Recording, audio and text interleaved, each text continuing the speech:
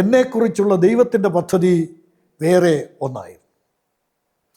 ഞാൻ ഒരു സംഭവം കൂടെ പെട്ടെന്ന് ഓർമ്മിപ്പിക്കട്ടെ. 1974 ഞാൻ പറഞ്ഞല്ലോ, കർത്താവ് എന്നെ വേലയ്ക്ക് വിളിച്ചു എന്നുള്ള ഉറപ്പ് വ്യക്തമായ അടയാള സഹിതം ബോധ്യപ്പെട്ട് ഞാൻ പഠനം തുടരുകയാണ്. എന്നോടൊപ്പം ബൈബിൾ സ്കൂളിൽ പഠിക്കാൻ 74, ഞാൻ അല്പം പുറകോട്ട് പോയാണ് ഈ പറയുന്നത്, 74 എന്നോട് കൂടെ പഠിക്കാൻ 65 വയസ്സോളം പ്രായമുള്ള വേറൊരു പിതാവുണ്ടായിരുന്നു. അദ്ദേഹത്തിൻ്റെ പേര് സ്റ്റീഫൻ എന്ന പിതാവായിരുന്നു. ആ പ്രായത്തിൽ വചനം പഠിക്കണമെന്ന താല്പര്യത്തിൽ അദ്ദേഹം കേരള ബൈബിൾ സ്കൂളിൽ വന്നു. ഞങ്ങൾ ഒന്നിച്ച് പഠിക്കുക. എൻ്റെ പിതാവും അവിടെ അധ്യാപകനായി ആ സമയത്ത് അവിടെ ഉണ്ട്. 74 ഈ സമയത്ത് അദ്ദേഹത്തിൻ്റെ വീട് അടൂർ പറക്കോട് എന്ന് പറഞ്ഞ സ്ഥലത്താണ്. അവിടെ ഒരു സഭ ചർച്ച് ഓഫ് ക്രൈസ്റ്റിനുണ്ട്.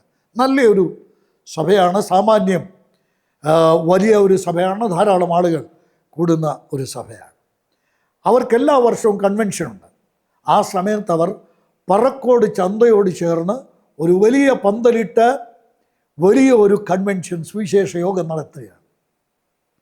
ആ സമയത്ത് ഈ ദൈവദാസൻ എൻ്റെ അടുക്കൽ വന്നിട്ട് പറഞ്ഞു, മോനെ, എനിക്കൊരാഗ്രഹമുണ്ട്, മോൻ എൻ്റെ ഈ കൺവെൻഷനിൽ ഒരു ദിവസം പ്രസംഗിക്കണം.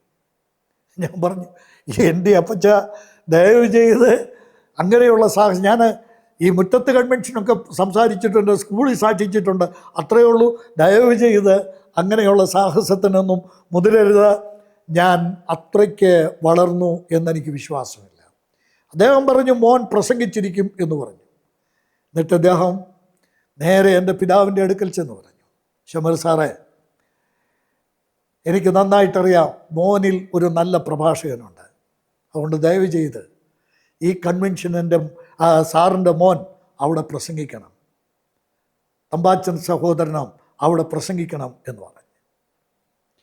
കെ വി ജോർജ് സാറിനോട് ഇദ്ദേഹം പറയാം, എൻ്റെ പിതാവ് നിരുത്സാഹപ്പെടുത്തി, ബ്രദറെ അത് വേണ്ട, അവനതിനുള്ള പ്രായമൊന്നും ആയില്ലല്ലോ, വേണ്ട എന്ന് പറഞ്ഞു.